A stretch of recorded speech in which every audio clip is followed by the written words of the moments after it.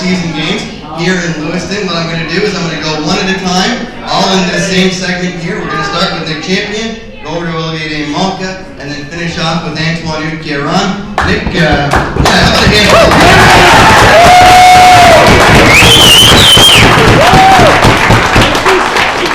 So we start with Nick, and Nick, you saw a little bit of action in today's game. For a goaltender, what's it like to be inserted into the game just out of the blue? Here it is, now it's your time to shine.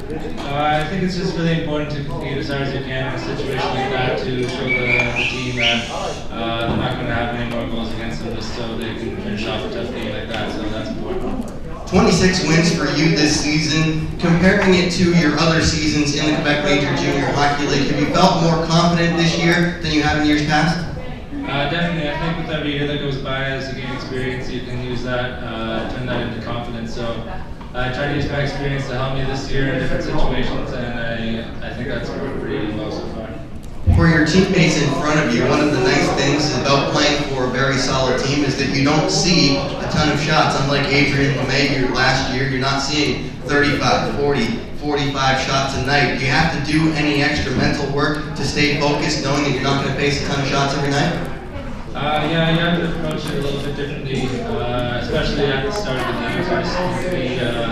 You need to know that you might not get a shot right away, so you need to stay mentally prepared, and as the game goes along, you just play like you're doing what it is. You finish the home season here today. You go on the road for 2 more games next week. Every game is big. And how important is it to develop some confidence for this team? That way they can go into the playoffs on a roll.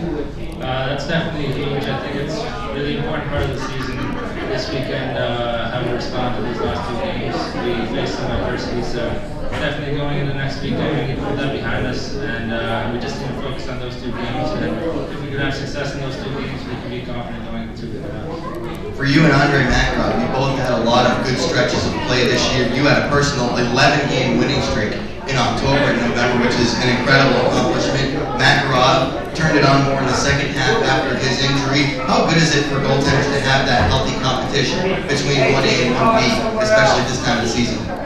I think that's definitely an important part of what's made us successful so far.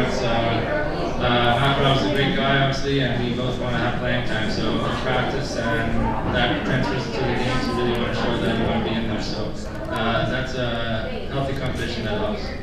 Talk about playing in Lewiston this year, what your emotions were, what you think of the fans. They are probably one of the loudest groups of fans I think I've ever heard in this league. Yeah, it's been a great year. I really enjoyed myself here. I think it's a great place to end my career. The fans have been great. I was really overwhelmed even when ET scored his 50th tonight. Just hearing the fans that loud is something special, so knowing that the fans have that in them is always nice to have. Talk about inside of the locker room. You were first year with this team. This is your 3rd different team in the league. How does the difference in the locker room compare to some of the other teams that you've played with? Did you feel like you really belong with this group? Absolutely. I think there's everyone gets along really well on the team. I don't think there's any bad relationships between any 2 players. I think everyone knows that we have the same goal, and that's helping us in ways. Let's finish off with a favorite moment for you, both on the ice and off the ice. On the ice, probably my first game here. It's